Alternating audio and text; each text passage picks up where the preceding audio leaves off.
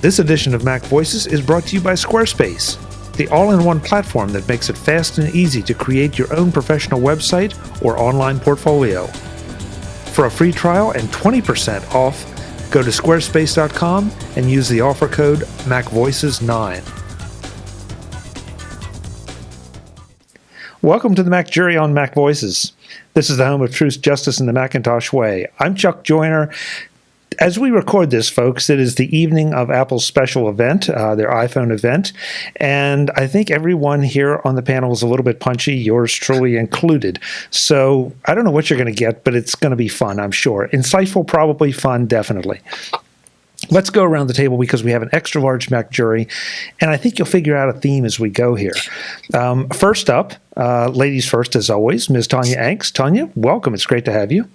Hi, Chuck. It's great to be here tonight. Yeah, it's nice that you made it back. I really appreciate it. And someone that's kind of related to her, I believe, Mr. Adam Engst. Adam, great to have you. Thank you. Glad to be here, and I'm kind of more than related, but... Well, you know. Somebody who's, well, associated, perhaps, Mr. Michael E. Cohen. Michael, it's good to have you back on. Nice to be back. Mr. Joe Kissell. Howdy. It's been more than a day, and I won't be seeing you again for more than another day, so I just... He misses you already. That's right.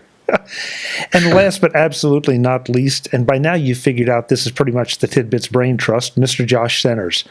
Howdy, Chuck. Thanks for having me back on. Hey, it's good to have you back, Josh. And I tell you, as we said before, we've had a lot of fun here in the pre-show. Trust me, folks, we had a lot of laughs. I don't know what we're going to talk. No, we're going to talk about Apple's iPhone event. We'll be very serious, really. Yeah, be deadly serious. Be deadly serious. Someone starts drinking. Tonya, I'm going to give you first shot at this. The 5C. And by the way, folks, we're not going to report on what was out there today. You've seen it a million times by now. This is more kind of reaction analysis. So, Tonya, the 5C. Is this a good idea, both from a pricing standpoint, from a color standpoint, and from a plastic standpoint? I think it's a fun idea, and that it has the potential to be very popular. If you're ever in a group with a lot of people who have iPhones, which when I go out it seems like I often am, what's the number one problem? You can't tell them apart. There's too many that look the same. So the color in the plastic should pretty much solve that problem. And if a lot of people get excited about buying Apple's little cases, there's like 5 to the power of 5 possible color combinations or something. So that should solve a lot of the problems. I actually know people who buy bumpers for their iPhones just so their iPhone will look different from everybody else's on a restaurant table or something. So problem solved. For people who are in any kind of a budget or just aren't sure if they want an iPhone, or they've got like 8 iPhones in the house because they've got a lot of kids and relatives around, it's going to be a nice low-cost entry point. The only problem with those 5Cs, as far as I can tell, is who in the world doesn't want to spend another $100 to get a fingerprint scanner? That's pretty much the only problem that I can see with them. Yeah. Okay. Adam, does the plastic make a big difference? I mean, obviously, it's easier to color plastic than anodized aluminum or whatever the new one is. Gold dipped. Sorry. Yeah. Well, is this a big deal? Is this a mistake, you think? Because they really seem to embrace the idea of plastic. No, I think it's a good idea from a couple of different standpoints, and I'll let Josh cover some more of this. But one of the things that we looked at when we were talking about this, month or two ago, is that what Apple has done historically is taken the previous iPhone and moved it down a level. So they introduced the iPhone 5, the 4S became $99, and the 4 became free. And so this seems to make sense, but the simple fact is that the iPhone 5 is expensive to make, partly due to materials costs and partly, we suspect, from yield. And so we think that the iPhone 5C in its plastic is a whole lot cheaper to make. And so Apple can much more easily afford to sell it for $99 or $199 than selling just the current model of the iPhone 5 at those prices, which you notice the iPhone 5 disappears. So 4S is still around with a lowercase s, but we'll get to that. Because I'm not happy. Yeah. Oh man. I saw your tweets on that. Oh yeah. So who does this appeal to? Josh, Adam said he'd refer to you, and Mike, I'll get to you in a second. But who does this appeal to? Well, I think primarily it appeals to developing nations and to kids. With the lower price point, they can sell more of these to those audiences. And as we saw in Apple's last quarterly statement, just in India alone, I think they raised their sales by 400%. And one of the points I wanted to get back to about the cost of the iPhone 5 and why it didn't make sense to just keep selling the iPhone 5 as it have in the past is one of the things Johnny Ive pointed out with the introduction of the iPhone 5 is that the back and the front of the iPhone 5 are just nanometers apart. It takes a special camera to match the back and the front. Well, that's something we see with the iPhone 5C. Well, the front is identical to the iPhone 5. The internal components, the front of the device, whether it's black or white, are identical to the last model. The difference is the back, because they probably had to lose so many during the yield that it just didn't make sense to keep the price didn't get lower. So they make a plastic back for these things, make them in multiple colors to appeal to all kinds of people, and then they slap that on the front of the iPhone 5, which has gotten cheaper over time, and they avoid that costly assembly. So it's a win-win for Apple in terms of business. It's definitely a Tim Cook supply chain kind of move. Michael? I also think that the iPhone 5, which I have and I love, is easily enough scratched, and it is such a beautiful thing that you want to hide it inside a case, to keep it pristine. The plastic is actually a much more durable way of doing things. It's what they did with the MacBooks that were designed for schools. They put them in plastic. If you have high impact plastic, you're not going to be quite as tentative and nervous about giving it to a 16-year-old. Joe, if I remember the specs correctly from the 5C, about the only thing that was substantially different from the 5 is a little bit, possibly a little bit bigger battery, so therefore a little bit better battery life. I don't think there were many other changes other, of course, than iOS 7. Go ahead. There was a slight tweak to the camera as well. The front camera. Okay. So, as the father of a 3-year-old who loves to play with anything that lights up and has buttons, a plastic-backed iPhone seems like, a slightly safer thing to give him than an iPhone 5. But I have to be honest here, the choices of colors are awful. They're just really awful. I hate all the colors. Now, my son, his favorite color is yellow. There is a yellow iPhone, so if I were buying an iPhone for him, which he is not at the age to have his own iPhone yet, that would be great. If I'm going to buy an iPhone for myself that is in a plastic colored case, it has to be passionate purple. Come on, Apple. I will pay you $500 cash for a passionate purple iPhone. I don't want blue, especially that shade of blue. I don't want orange, red, yellow, green. I want purple. If you're not getting me a purple phone, I'm not buying a plastic model, even if it makes it more kid-proof. Oh, come on. You want the gold iPhone 5S anyway, don't you? Well, so this is what I said. In the iPhone 5C, if they don't have purple, it's not for me. And the 5S, if they don't have platinum, gold is just not good enough for me. Right? Silver, gold, whatever. Give me some platinum, baby. The choice of colors is interesting because they are sort of pastel-y, sort of muted. They're not the usual bold, bright colors. And I really didn't like them until I saw the ad with them in the silicone cases. And then it's like the contrast, the variations and everything. Like Tonya said, it's 5 to the 5th power or something, that you have all these amazing combinations. And that's when I started to say, maybe this is not a bad idea. I don't think anybody on this jury is actually in the demographic that Apple is aiming at with that particular model. I think that's correct.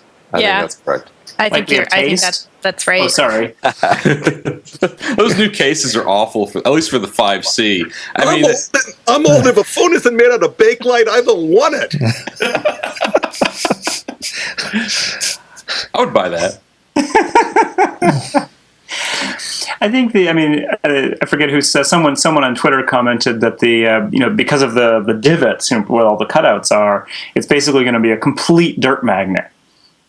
And so, they may end up looking kind of scuzzy after a while. Plus, I actually thought, I sort of liked the concept that you'd get this two-tone look. But as soon as you go and look at them, you realize there's the printing on the back. So it shows through in a slightly weird way. I thought it was not really quite thought through. That's another thing. Yeah, Lex was tweeting about all day was, one of the cutouts, one of the holes, gives you part of the HON of iPhone, and it looks like non. So it's not like in their pictures. It just looks like non. What? So that's weird. I guess you could cut out a piece of construction paper in the color of your choice, like passionate purple, for example, and stick it inside the case against the back of the iPhone. I suppose and then it would cover up the text. You could stick your business card in there too, in case you lost the phone. I was thinking that if you put the case on backwards so it covered the screen, you could develop an app that would be sort of like whack-a-mole with little moles. Who's going to do that? I told you think you're onto something now. This group is punchy. This is interesting. Especially with whack-a-mole. We'll get them. Man. It's kind of awesome. Only for iPhone 5C. So it sounds like what Joe is asking for is that Apple consider an upgrade to their plastic system where you can actually order by Pantone color. Yes. I have the Pantone color. I can supply that. That's not a problem for me. Great. So for an extra, because I think Joe offered to pay $500. I would easily add a premium of $100 more than that onto the cost of any iPhone to just have it in my particular color. Your Curious about a Moto X. Particular about my color. Hey, at least they didn't come out with a flower power phone. I will note. Dalmatian. I will note that the running shoe that I prefer these days is the Saucony Kinvara, and it's so popular that Saucony makes enough of them that they actually have something like 6 or 8 different color combinations for each model, the subsequent model that comes out, and that's pretty unheard of in running shoes until fairly recently because you have enough flexibility at the manufacturing level. So I'm sure Apple could do the same thing. 5 colors? Come on. What about 20 colors or 100 colors? Well, how do they handle the inventory issue with the running shoes? Are they custom ordered? They sell enough of them. It's not a problem. Well, they're and you get some that are valuable. Like Tonya had to one of the really bright purple ones. That's the best shoes. And it took us a long time to find them. Well, one of the things with the new iPhone is you have all these different, the different combinations for the carriers, So it's the combination of the color and the carrier type and whether it's a 5S or a 5C, so there's like so many different SKUs. So if you're going to add yet another color or 20 more colors, that would be an even greater proliferation of SKUs. But we have print-on-demand books. We should have print-on-demand iPhones. Just go into the Apple Store and snap on your case. Right. Print-on-demand iPhones. Yeah, that would be really cool. Well, and of course, the solution to your problem, Joe, is just go and buy a regular iPhone case that is passionate purple, and you're set. Yeah, I had one of those, but it's just not the same. Okay. Well, any other things about the 5C that caught your attention, or that we have not talked about? We beat the color thing to death, obviously. Yeah. Any other notable things here? Aside from the lowercase c?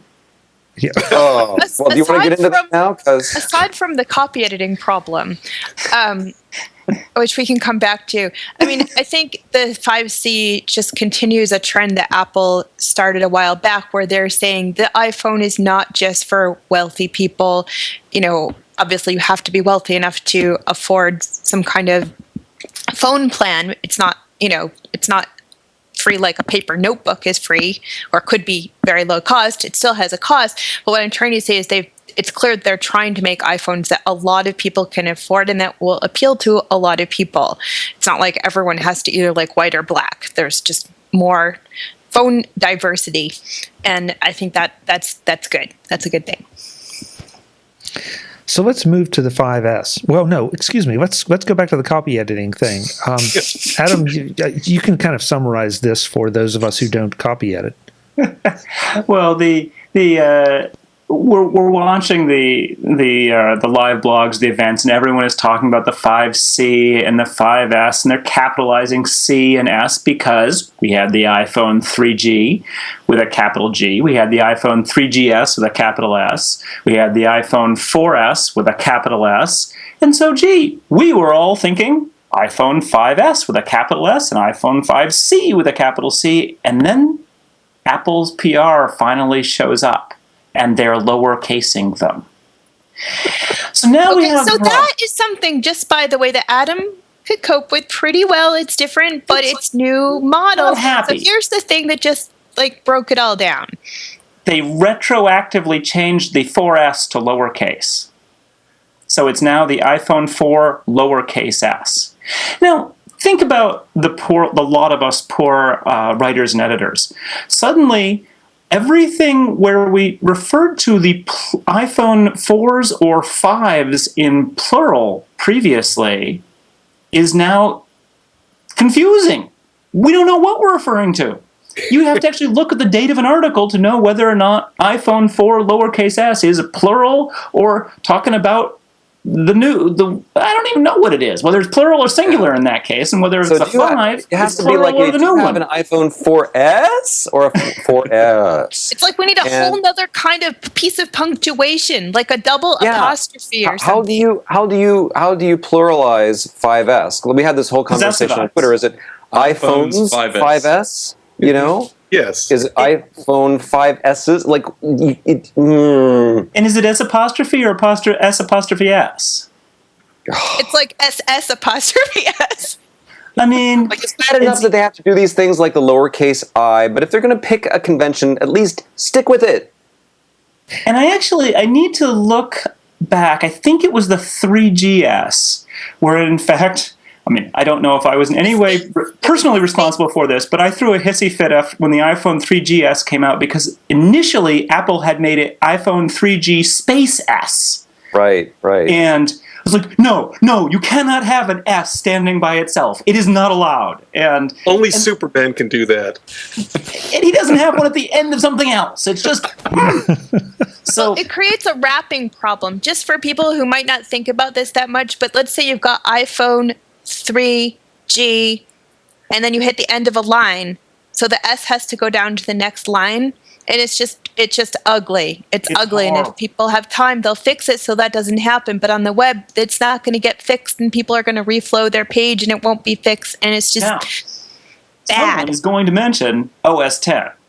And I will note that OS 10 is also relatively new, that it always used to be Mac OS 10 and until sort of Lion, definitely Mountain Lion. And that's one where, yes, we do fight with it, say, and take control, where if we have an X that rolls down to the next line, we have to do something special to make sure that it doesn't wrap that way because it's horrible. But we can only do it unprofessional publication. But we can't even do it in all the formats. So, just saying. Anyway, I think we should return to the iPhone.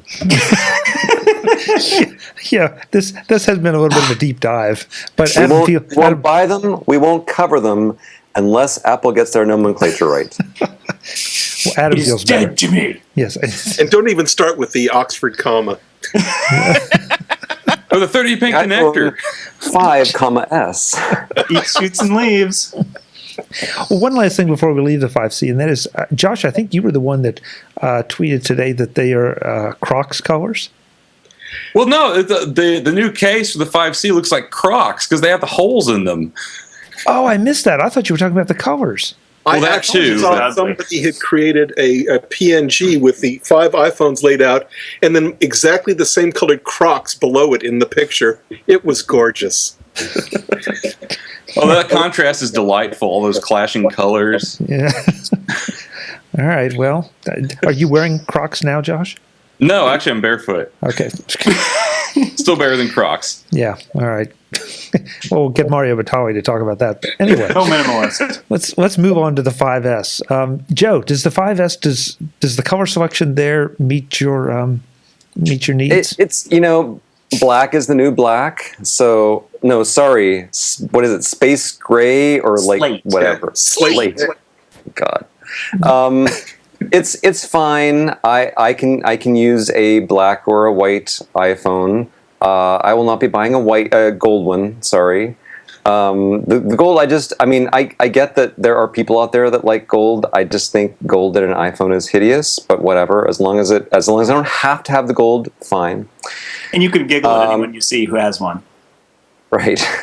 There are other reasons why I might choose not to buy an iPhone 5S, but the fingerprints scanner and the better camera and better processor, that's all very snazzy. So it's very nice. I have a lot less to complain about, but we'll get back later to why I'm really excited about the 5S. I'll let other people talk for a while. Okay, that's promising. Well, one of the big things I think seems to be the one of the big announcements, obviously, was the touch sensor. That now it looks like this will be the only way to access your phone. And I didn't know. No. Okay, There's still a password option. you can still do the password. Okay, that's good. Mm-hmm. That's good. But this definitely appears to be a very convenient kind of thing. This little gadget. Whoops. This is a fingerprint scanner. It's hooked up to my Mac. This is made by a company called UPEC. I don't even know how you pronounce it. UPEK. Anyway, they were a subsidiary of Authentech, which Apple bought like a year ago. And so the fingerprint scanner I have attached to my Mac is made by. It uses the same technology basically that is now in the 5S. So I'm pretty excited about this from a not even mostly security, but mostly usability point of view. It's so much easier to go like this than to type a password. So that is way cool. One thing that hasn't really been highlighted is that you can actually train it for several different fingers. And in fact, in a family, you and your wife could both become the authenticated user of that phone by having it learn each of your fingerprints. You don't have to remember passwords. You just hand the phone over and it remembers who you are. Up to 5 fingers. However, it only does one iTunes or iCloud password. So you can't switch between users that easily just yet. No, but you can That's switch tricky. the phones between people. Yes. Honey, look up this number for me. I'm busy. I'm, stunting the pig or something, Yeah, I constantly have Tristan read my text messages in the car to me. Better than Siri. Someday we'll get a new car. Adam and I said to Adam, do you think it would be a business expense if we got a new car with one of those new iPhone in the dashboard things? He's like, I don't think the IRS is going to go for it. Nice try, though. So what I've got is my 14-year-old, and he reads my text messages to me and replies also. Joe, I'm happy to hear you say that you're excited about it simply because that must mean that the device you just showed us works. Oh yeah, it works great. I type my password all the time, like on my Mac, just my regular login password. So it's way easier for me to just swipe a fingerprint or a thumbprint than to now. I have this programmed for all 10 of my fingers, so I can use any of them. But so 5 will be a step down. But still, I'm much more interested, as I say, in the convenience than in the security. The security is great, but I would just rather swipe than type. So, and I guess on the iPhone 5, you don't even have to swipe. You just tap. You just hold your finger against it, and it can be at any angle too. Yeah. So that's way cool. That's way cool. And the problem Apple is trying to address, which is everybody really should have a passcode set on their iPhones. Especially if they should be, lost or stolen, but a lot of people don't because it's such a hassle to enter it all the time.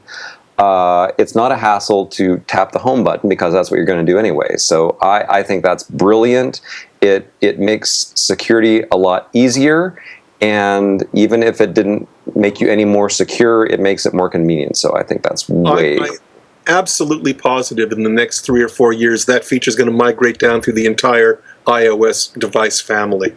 The only thing that probably. I will wonder about it once we actually get our fingers on it is if there are basically issues where it doesn't work some of the time and therefore is just too annoying to use. You know, I mean, Gloves? well, no, just literally, you know, you're like, come on, get it. You know, where you're touching and touching and touching it, it's not reading your finger for whatever reason. I'm not saying this is true, but this is the problem sometimes when you see these, wonderful technologies that Apple demos, and then it just doesn't actually work in your real world. So, I mean, I certainly hope it does, but that's we won't know until we actually get our fingers on it. It could very well be that the passcode is an alternative if your fingerprint fails. I don't know. I guess what I'm or thinking, it's going to turn out, Adam, that your finger doesn't work, but mine does. So you'll have to keep giving me your phone to unlock it. That would be funny. See, I'm not even going to get to try this seriously because Tonya's next up for the next. It's my turn. We saw a screenshot on iOS 7 today with the iPhone 5S, and there's actually an option. If you don't want to use your fingerprint, you can click a button, a prompt on the screen, and it'll let you enter a passcode. So, not actually, the scanner will never interfere with you actually being able to log in. If it doesn't work, it'll be annoying. Well, except you're going to have to. Some of the point of this is that you could have a pretty good password. And so if your backup password is, 1111, it kind of negates the whole point of it. Well, I think what I'm getting at more is that, particularly with iPhones, I think, although to a certain extent this is true with any system, when something that is meant to be time-saving is troublesome to use or unreliable, you train yourself very quickly to ignore it entirely. Apple Maps, for instance, just don't bother. And, and I will, I've been using Siri recently and and it hasn't been working. So I've stopped using Siri. Just, if it doesn't work 5 or 10 times in a row, it's gone. I will never touch it again. And I think that's the kind of worry that I have with the fingerprint scanner, just that for whatever reason there could be a little security update or whatever, and it doesn't work for a little while, and now I'm just never going to touch it again. So that's my worry. The only difference is if it does work, you will have already touched it. So you don't have to try anything. You just push the home button and it works. But if it harasses you every time, I mean, honestly, Joe, sorry, I don't have a passcode on my phone hardly ever. I don't go out. I don't leave. My phone never leaves my pocket. It's not something I worry about ever. I'm totally stealing your phone. Have a drink, Joe. The problem is that for my job, I keep editing Joe's books. And Joe writes things like, take control of your passwords, take control of your online privacy, take control of other thing. Take control of all sorts of stuff. And, well, just more things I can't say. And I keep reading this stuff. I'm like, all right, this really lame password that I used to have is just really inadequate, even if it's convenient. So I'll make a better one. So I make a better one. And I finally have a password that I can remember. That's pretty awesome.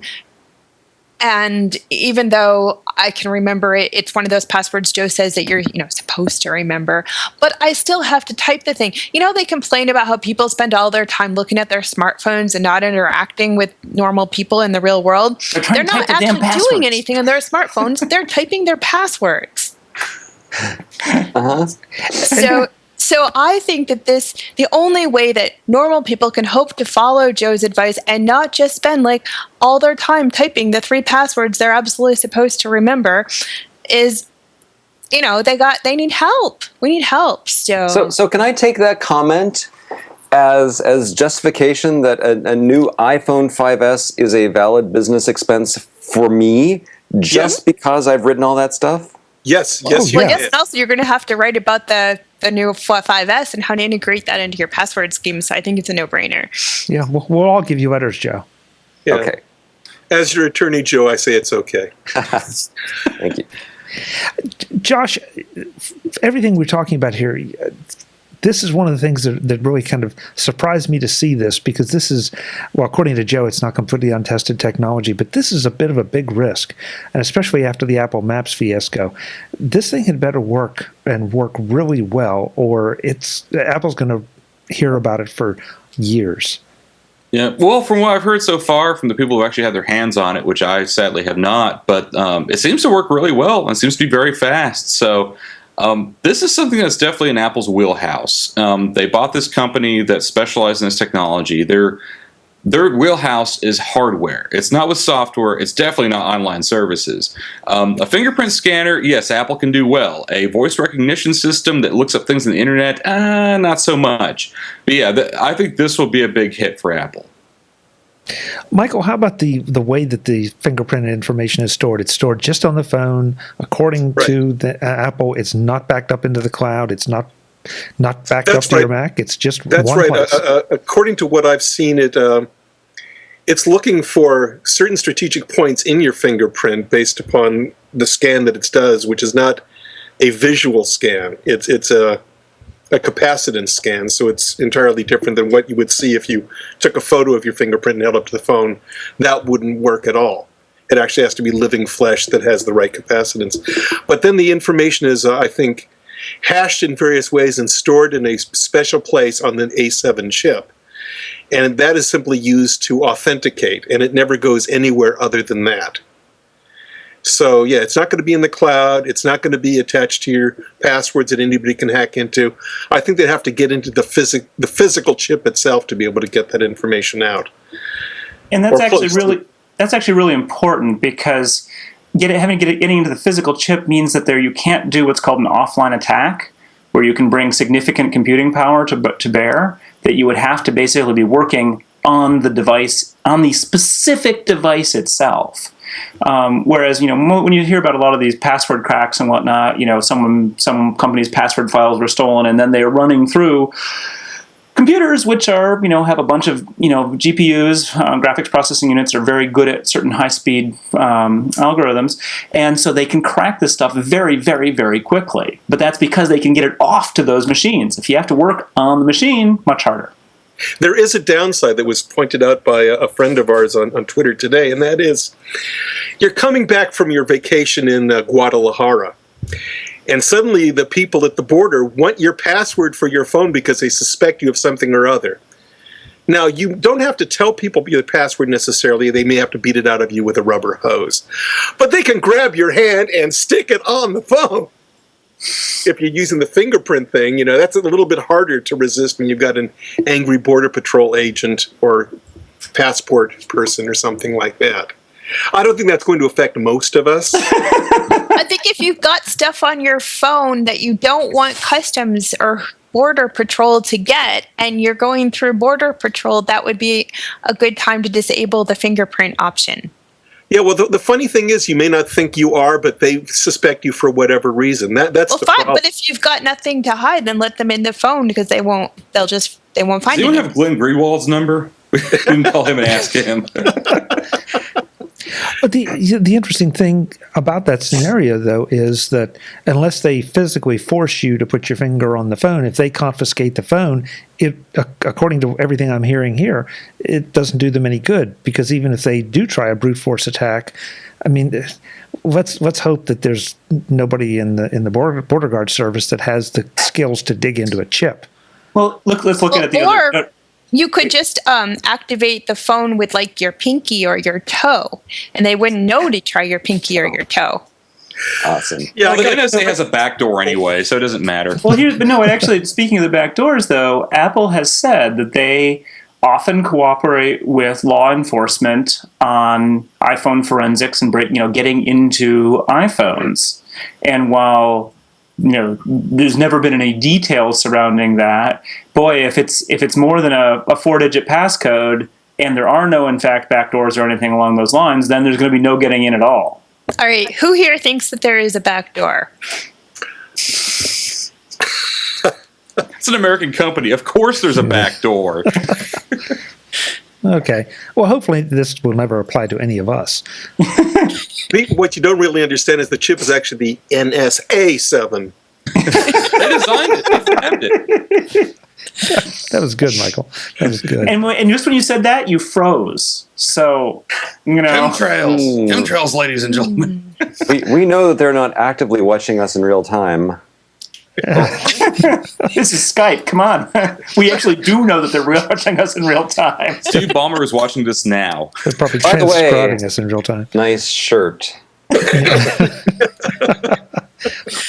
So A7. Let's talk about the chip. I think it was 20% faster than the last one. Did I understand the math correctly? It's like many numbers better It's than faster, everything ever. yeah. Yeah. It's 56 times faster than the original iPhone. And that's all you need to know, Chuck. Okay. Well, But it won't hold any more salsa is the thing. So however many, bits or giga things that it has, is it going to taste any better? I don't think so. And are you going to be able to type any faster? No. It might be better for whack-a-mole games, though. Well, Those moles? It's not simply the faster processing, but the larger memory architecture, which on the one hand means that you can have phones coming on down the line that might have more than 4 gig of RAM in them, which could eventually happen because you really need 64 bits to address more than that. But it also means the data registers in the chip themselves can hold larger integers, meaning faster processing there as well. And Yeah, that's but not necessarily a bad thing. I am not one of those people, Josh, who plays games on an iPhone. There has never been anything that has happened on my iPhone 5 that I thought, oh, that's too slow. Oh, if only I had a better, faster processor. But Joe, one of the things that processor is doing is giving the power of the camera software Yeah, the so the ability camera's to the big choose one. among multiple images and stuff like that. It's doing very Okay. sophisticated For all images. those 7 animations. Yeah, no, okay, the camera, I agree. The camera does look very interesting. That's pretty cool. My wife has a habit of blinking every time her picture is taken. She has Really? My an wife, uncanny too. talent for blinking every single time. So if, it could choose the one where she's not blinking, that's definitely a good use of that processor power. that just lays there. Well, Okay. seriously, it's not just that, but it's the way it does the tonal mapping of the surround and all the other things that you can only get on the iPhone 5S right now. The camera software is really sophisticated, but needs the power of that chip to be able to pull it off. Right. The camera software is, I think, the most interesting because they're actually doing things that they're saying, this is not an optical problem or a control problem or anything like this. This is purely a processing problem at this point in time. So if you can take in a whole lot more data and algorithmically spin through it in clever ways, you can actually produce better results. Yeah, well, all these new features, they're not actually in software. They're in the chip itself, from my understanding. Like the new feature where when you take one picture, it takes several pictures and then picks out the sharpest ones and then combines them together. That's a part of the A7 system on a chip itself. That's not anything in iOS 7 itself or in the camera. Right, precisely. It's on the chip because that's where you need the processing power. Right. Well, we spilled over a little bit here into the camera, but I think it's sort of the point of the faster processor, that and games. And this, I don't think anybody here is a gamer of any notoriety. Well, there may be Josh Josh. Yeah. Josh? He likes to take from a skyhook and shoot at baddies. Okay. Josh, are you a gamer? I mean, is that A7 important as they seem to make it out to be for gamers? Yeah, well, just to plug my own column here, I do write the Fun Bits feature on TidBITS every Friday, and our latest one was Bioshock Infinite for the Mac. But the A7, has a lot of interesting possibilities. We saw Infinity Blade 3 today, and we saw the first Infinity Blade. The first 2 games were just so impressive for the kind of graphics, console quality graphics they had. And Infinity Blade 3, we're seeing these giant stages, we're seeing these giant monsters, dragons that you're going to be able to fight. Now, of course, this game is compatible all the way back to the iPad 2, so I can't really say it's the A7 doing this. So yeah, I'll have to actually see the A7, what it does in person, to really say what it can do. Okay. In general, it does seem, though, from, because Josh is, I'm learning a whole lot more about some of this gaming stuff from Josh, and it does seem that basically you want to be able to throw power at games. that a lot of what's driving the need for the fastest GPUs and the fastest CPUs is really what the game companies are pushing at every chance they get. Yeah, I mean, let's face it. Who needs Word to run any faster or Pages? The power of the chip allows you to climb out of the uncanny valley.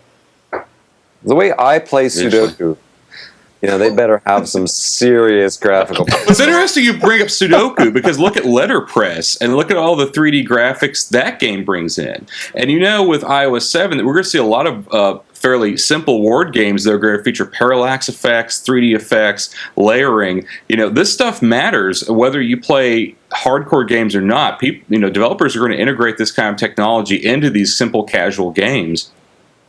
Also, let's not forget about radar.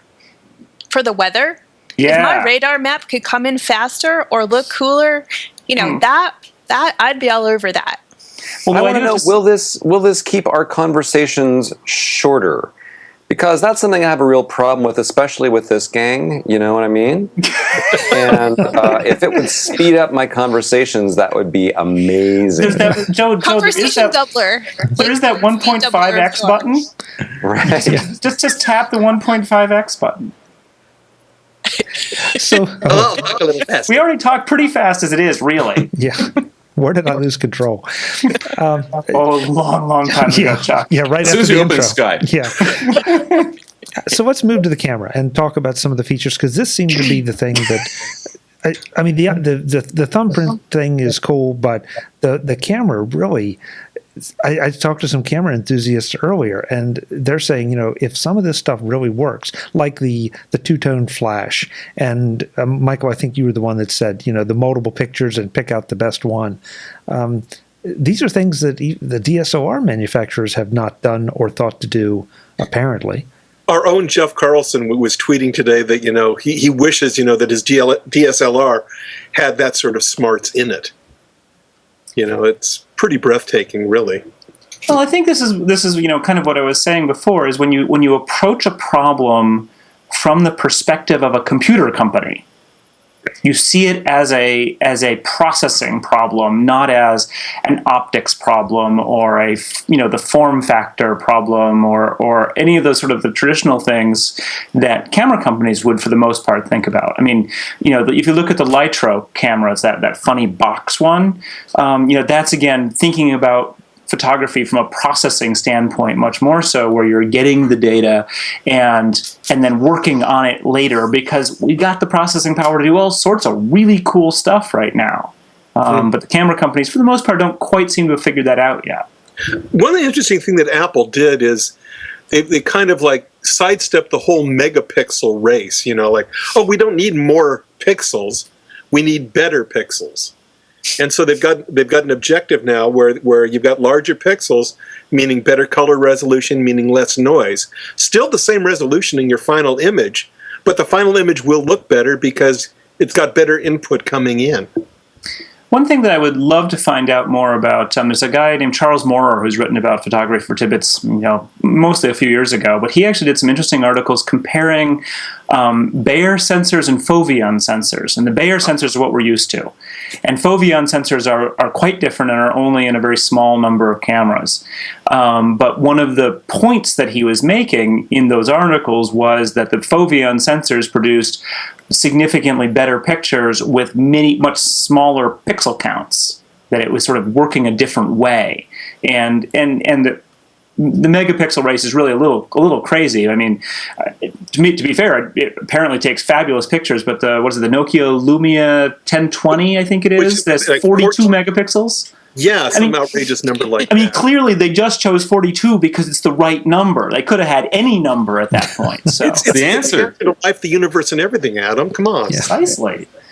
So I'll be curious, though, to see when people like Andy Anatko get their hands on the iPhone 5S. Andy's very into photography and has, tests all of these things. I'll be very curious to see what he runs into with the quality. Until we find out how well it renders his hat, the jury's still out on that. The two-tone flash thing is intriguing to me simply because this seems like such an obvious solution. And I can't believe that somebody hasn't thought of it before or tried it. And I gotta say I'm a little skeptical of that. Not skeptical isn't the right word. That seems like the kind of problem that can and should be solved in software. You can do color correction in software. It's not really that big a deal whether the color is exactly right in the flash itself. I don't think. I think what's cool about it is that you have two LEDs. And the color balance, whatever. I mean, you can do color correction. I think it's cool that you have more light. And I think the more light is going to have a bigger effect than the fact that they're of a particular color. Now, when they said, and we're going to, really improve the flash now, what I was thinking was they're going to put an actual, xenon flash tube in there, or like a real flash. That was too much to hope for. But because that would, of course, produce a lot more light. I might be wrong, but I think that the color thing is sort of neither here nor there, because that is one of those things that could be addressed in processing. I think the really cool thing is that there are two. It is cool, but it's also, keep in mind that when you take a flash and you've got background stuff that isn't lit by the flash that has a different color cast than the stuff in the foreground, it's a more complicated color processing problem to get the two in balance, whereas if the flash can offload some of that work by making the foreground have more of the same color cast as the background, you have to do less post-processing afterward. So, Okay. Yeah. And remember who this is for. I mean, this is for the person who is going to shoot photos with their iPhone, not a super critical individual. They've been happy with what they've had up till now. In fact, a lot of people have been very happy. But what Joe's suggesting is the processing would be automatic. Oh, automatic. Okay. Again, this is a processing problem you can just solve. Yeah. But I mean, I can't. All that said, I can't complain about having two LEDs because more light is always better. This edition of MacVoices is brought to you by Squarespace, the all-in-one platform that makes it fast and easy to create your own professional website or online portfolio. For a free trial and, for a limited time, a 20% discount, go to squarespace.com and use the discount code MacVoices9. I'm starting to hear from folks who have used Squarespace to build their websites, and the stories are always interesting. This time around, I'd like to point you to Neil Pan's website. Neil is an architect who dropped me a line to tell me about his positive experience with Squarespace. If this isn't a gorgeous website, I don't know what is. Of course, you'll have to take the photos yourself, but the design is clean and simple, yet complete. And best of all, you can do it too. Oh yeah, and Neil likes Squarespace so much, he also uses it for Archispeak, his podcast about architectural matters. Look at this design. Totally different, yet with some of the same characteristics. Clean, simple, and effective. That's what you can get from Squarespace. Start with their amazing templates and customize them to your liking. Don't worry, if you do something you want to change, you can, because Squarespace gives you total control. Drag here, drop there, and you've changed the design. It's just that simple. And if you do have questions, Squarespace's amazing support team, based in New York City, is available 24/7, often through online chat during the week, to help. Those are just a few of the benefits of Squarespace. But the big news is that for a limited time, you can get all of Squarespace's power 20% off by using the code MacVoices9. No features removed services or cut corners here, but if you want to find out for yourself, sign up for a 14-day free trial and you'll be convinced. When you're convinced, use the code MacVoices9 to take 20% off of whatever package suits you. Month to month, 2-year plans, it doesn't matter. The discount applies. Squarespace, everything you need to create an exceptional website. Thanks to Squarespace for sponsoring this edition of MacVoices. I wonder if you could adjust, the color balance in the flashlight app. That'd be kind of, I want a nicer, yellower flashlight, for wandering around my apartment at 3 a.m. Michael, it's funny, but there are some apps out there that will let you change the color. Well, not of the light on the other side, not the LED, but of your screen, so that you can hit the exact color. So, in some ways, you can do that. This is how they bring venture capital back into flashlight apps, because remember when in iOS 7, it actually had people complaining that there were people pouring venture capital into flashlight apps, and because Apple is building in a flashlight option into iOS 7, they're destroying all this investment value. Well, now it's back. You can have over 17 million different color and tone combinations in your flashlight app. And the iPhone 6 is going to have a built-in fart generator. So there's that whole thing, It's going to be on the A8 chip. Yeah, the F8 chip. Michael, 8 something. Michael, what did you say? I was just saying that it's not 17 million combinations. Apple says only 1,000 different variations for the flash control. Yeah. But, you can get by with 1,000 in the first cut at it. Well, I don't know enough about this, but serious question, can you take the white light from an LED and then the warmer yellow light from another one and mix them to get truly different kinds of exposures? Well, you can change the warmth of the exposure basically by bringing more yellow in or more blue in, depending on which LED is prominent. Okay. And then the phone is actually detecting the ambient color of the room, if you will, when you're taking the picture, so it can adjust it for you on the fly. You, as the photographer, don't do anything. The phone is smarter than you. Well, yeah. And that's great for a point-and-shoot camera. That's absolutely perfect. Just point it, frame it, shoot it, let the phone worry about the rest. Well, that may be the definition of a point-and-shoot camera. Oh, yeah. And you don't even necessarily have to shoot. You can just literally point, because you can take video and you get a still shot during the video, which I kind of liked. Yeah. Oh, and slow-mo. And slow-mo, yeah. How about the video? How about the slow-mo video? Slow-mo is pretty cool. Yeah. If that works the way they say it does, that looks really, really interesting. But it's only slow-mo. It's not super slow-mo. It's only 120 frames per second. So no shooting a bullet at a water balloon to see exactly what it looks like. But still, my videos of camels and sloths and snails will be... Wait a minute.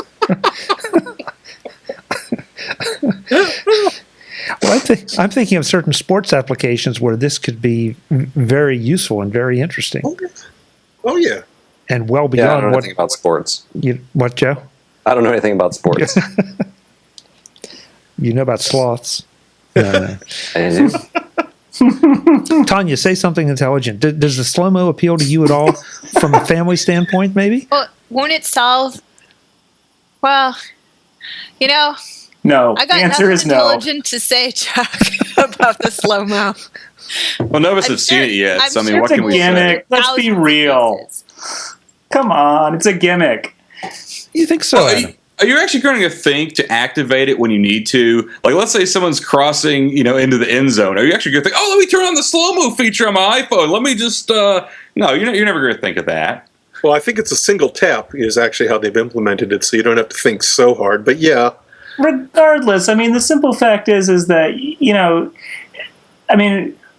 I've gone to a certain number of kind of school sporting events and whatnot, and I don't see people taking videos with their iPhone. Sometimes they take still photos. It's much more common if people are going to take videos, it'll be at something like an orchestra concert or a graduation ceremony or something like that. I don't think the slow-mo is going to be a big deal there. Crazy in slow-mo. I would love to watch handing the diploma. They take long enough without the slow-mo. In my misspent youth, I hung out a lot with musicians, and they would go to live performances and study very closely the fingering of various guitarists to try to learn certain things. If they had that iPhone with slow-mo, they could actually shoot it slow enough to actually see what the finger positionings are better. So I can actually see some real applications for it, even for kids. Musicians stalking. Yeah, sure. Well, I would love to see Eric Clapton slow down to finally find out what the heck he's doing. Yeah, but Adam, can't you see some usefulness? And I'm serious now about, you're a runner, so don't you study your stride or the stride of other runners in slow motion to maybe improve what you do?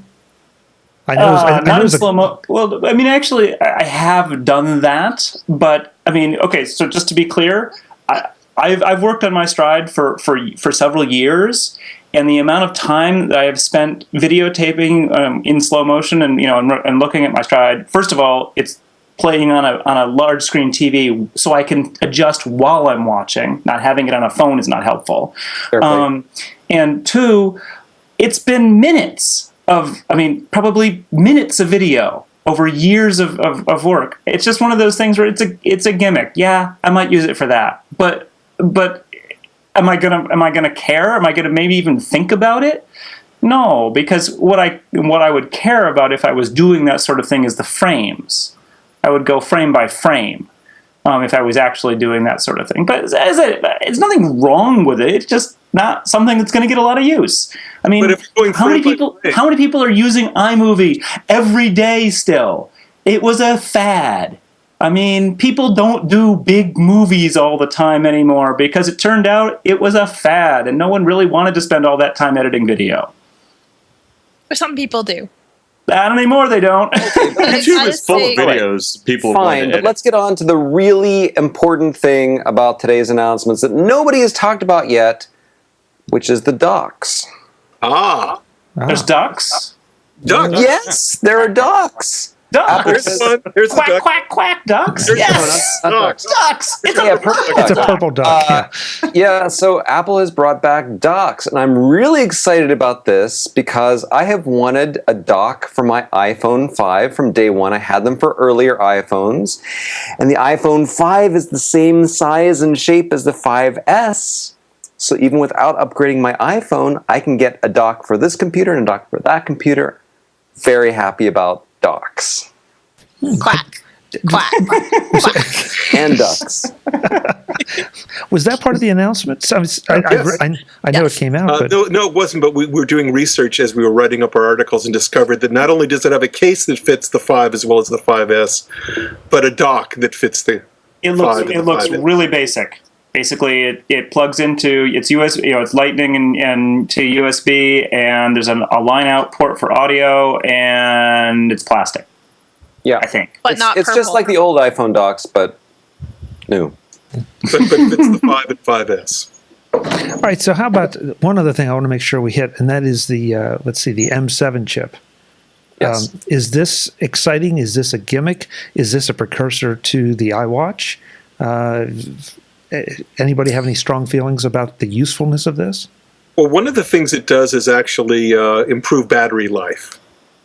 For things that the main processor had to crunch away at, it can now be offloaded to the M7, which is a lot more power friendly when the phone is asleep but still doing something, still monitoring stuff like that.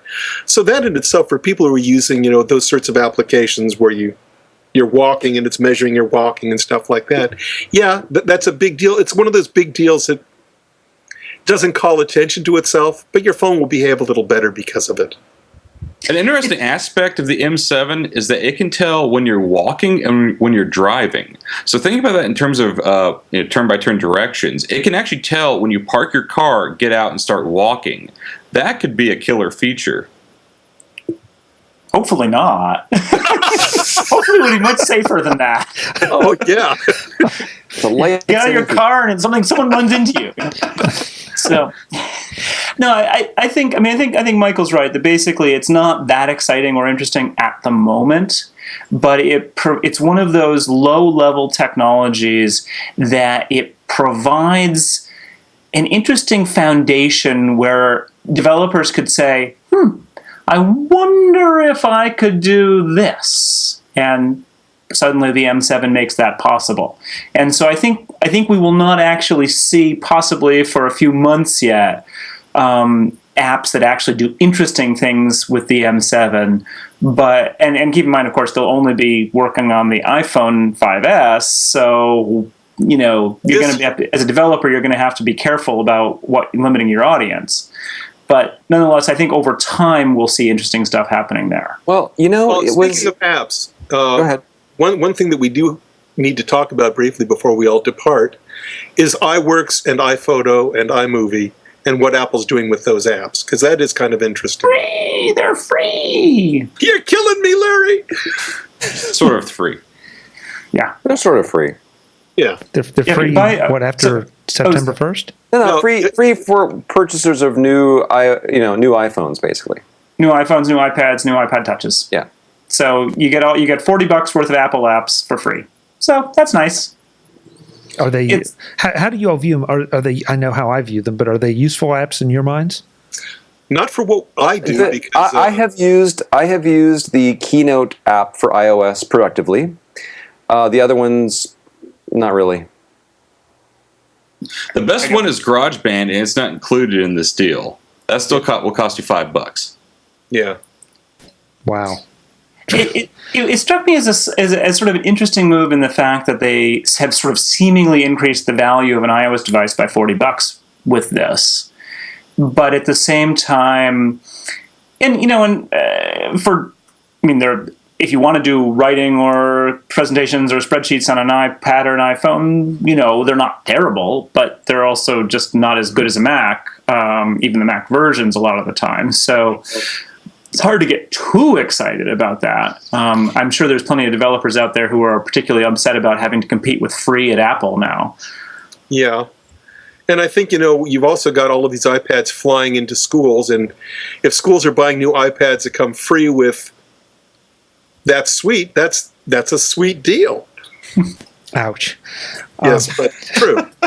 No, I guess my reaction to it was, this is great because now a lot of basic things that you would be doing on a computing device are included with the device. No longer do you just have the photo stuff, all the fun stuff, if you will, but you have stuff that really can be useful if you choose to make it so. And to be sure, we are absolutely not the audience for this move that Apple is making. No, because we already have all those apps, so... We already all have all those apps, and we have rather more sophisticated needs than the people that this addresses. But I can see a lot of people using them if they're there. I mean, I've fairly mixed feelings about it, and so I'll just say the thing that came into my head, I don't even know if it's a good idea or not, but what if instead of Apple saying, we're going to give you iPhoto and the other iMovie, blah, blah, blah, for free, what if they said, we're going to give you $30 to spend in the App Store? Go buy some apps. There's a lot of awesome third-party developers. That's sort of what they do with the education deal. You get, remember what that was, Josh? You got some amount in the iTunes store? $100. Yeah, you get $100, I think, for a Mac, and maybe a lesser amount for an iOS device. $50 for an iPad. Yeah. 50, yeah. And then I just think that we have third-party developers who put a lot of labor into making their apps, and we've got some really great apps, but when Apple offers something somewhat comparable for free, it does kind of have a chilling effect. And the different third-party developers will each find their own niche for, this is our exact, kind of person who we're developing for. And it just seems like to encourage the developers, it would be nice to see Apple directing people's attention to those apps instead of just making their own apps free. What if they made their own apps 3 times as good instead of making them free? The only trouble with that, Tonya, is that if you're new to the iOS device, whether it's an iPad or iPhone, and you suddenly are dropped, into the rushing river of the iTunes store, how do you pick which app? I mean, how do you know even where Apple to could start? improve the App Store, sorry. You could ask a friend. You could listen to a couple podcasts. You could read a book. You could read a blog. You could just guess, I suppose. But since Apple would give you free software, you could experiment a little bit without feeling like you're spending important money. Okay. Here's a more important question.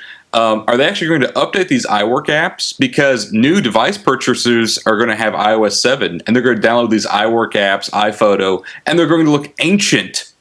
Good point. Yeah, and the Mac apps, the Mac counterparts haven't been updated in forever, and they're getting really going on 5 years. But there's not a feature parity between the two, so when you convert from the Mac to iOS, you lose stuff from your documents, which is over not iCloud sync. Cool. Yeah.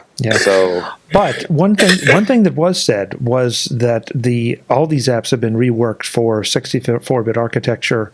And so, if they just did under the hood and no facelift, it'll be a bit disappointing. But that sounds to me like at least there's the opportunity for them to improve them. Well, I have been running the developer release of something or other on my iPhone, and I will say that iPhoto does not seem disharmonious with the look of whatever it is on my iPhone, the latest version of iPhoto. So it doesn't look that ancient, Joe. Well, I'm not concerned about the iOS version so much as the Mac versions. The Mac versions are just. Well, those are long enough in the tooth, that they actually dig out fossils in Park La Brea, Long enough in the tooth, you're like, hey, that's a saber tooth. Well, hey, guys, we need to wrap this up because you all need to get some sleep. There's one last point, though, and Tonya, I'll start with you because I'd like to just have a quick discussion about whether this is important or not. And I thought it was fascinating. In all the live tweets and all the immediately following coverage, nobody mentioned phablet. All right. It's a really kind of icky word. Phablet. But nobody. You're going to have to help me out here, Chuck. Well, nobody. Is it a gerbil or something in software? No, nobody mentioned the necessity of Apple doing a larger iPhone, something along the lines of the Samsung Galaxies. And for a couple weeks there, man, that was the rage. If Apple didn't do this, Apple was doomed.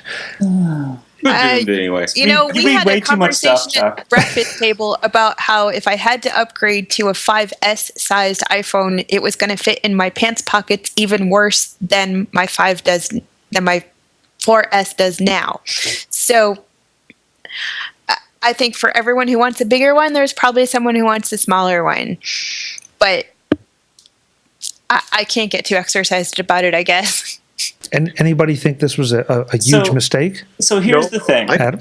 I have it on good authority from a source that I cannot share, that the reason why the large screen phones are really popular, particularly in Asia, with Asian women, is it makes their heads look smaller. And this is actually from industry reliable source. This is research. This is not rumor. Could you explain that? That when you hold a big phone up next to your head, your head looks smaller. See? And that's Doesn't cuter. Josh's head look really small now? It looks like a pinhead now. Josh, put that thing down. What? But seriously, that's one of the reasons for the whole big screen thing. Is strange but true, kind of weird fashion-y aspect to it. It's not strange, but it is true. I mean, I think that this. I just wanted to fit in my pocket. I have a friend who's a professional photographer, and he has one of the Galaxy S thingamajobbers, one of the big screen ones, and he likes it because he's showing off photos all the time. That's what he does, and it's better at that because it's a bigger screen. Simple as that. He's a big guy. He doesn't have trouble putting it in a pocket. And so, but the whole, is Apple going to be doomed, I say, doomed if they don't have a large screen? No, of course not. People just need to get over themselves. None of this stuff is that important. In the long run, we're all doomed. No, I think the iPad Mini is great for the people who need larger screens, but something smaller than an iPad. I really, really don't want a larger iPhone. I like the compactness. I do enjoy the more pixels the iPhone 5 has versus the 4 and 4S. That's great, but I really don't want a bigger phone in my pocket. Every time I see somebody with these, mega phones, I just really? So, no, I think if one day Apple might have a larger phone, I'll think about it when the time comes, but I'm happy with the size the way it is, and if I want a bigger screen, I get an iPad Mini, and that's that. And let's face it, Apple is not done announcing stuff this fall. That is true. There will be another announcement, probably 2 announcements. Yeah, good point. At least one for the Mac Pro. What, Josh? At least one for the Mac Pro. That's still coming. Mavericks was not mentioned today. True. Which is kind of great from my point of view because I'm not writing my new book yet. But iPads have not been announced yet. iPads have not been talked about, and we all know there will be new ones, so it's all good. Well, folks, thank you very much for the time, especially at the end of a very long day. This has been fun at the very least and insightful at worst. Or something. I'm not sure that came out right, but... Tell it to the duck. Yeah, tell it to the. What do you? Why do you have a? Never mind. I don't want to know why you have a purple duck. Tonya Engst, Adam Engst, Michael E. Cohen, Joe Kissell, Josh Centers. Who am I missing? I think I got everybody. I'm Chuck Joyner. Folks, this is the TidBITS crew. Visit them at tidbits.com, where they are a lot more focused than they maybe have been here tonight. But we giggle less. Yes, that's true. That's true. Guys, thanks so much. It's been fun. Thank you, Thanks, Chuck. Chuck. Thank you. Bye, Chuck. Folks, this is the MacJury on MacVoices. I'm Chuck Joyner. We've had a lot of fun here tonight. We hope you check our show notes. I'll have links in them to everything that all of our folks do. Until the next time, the verdict is in. Thanks for watching. Visit MacVoices.com for links, show notes, to subscribe, to connect with Chuck on Twitter, app.net, Google+, Facebook, and for more Apple, Mac, and tech-related shows, including MacVoices, Mac Notables, the MacJury, and the MacVoices Briefing. Advertising handled by Backbeat Media at backbeatmedia.com.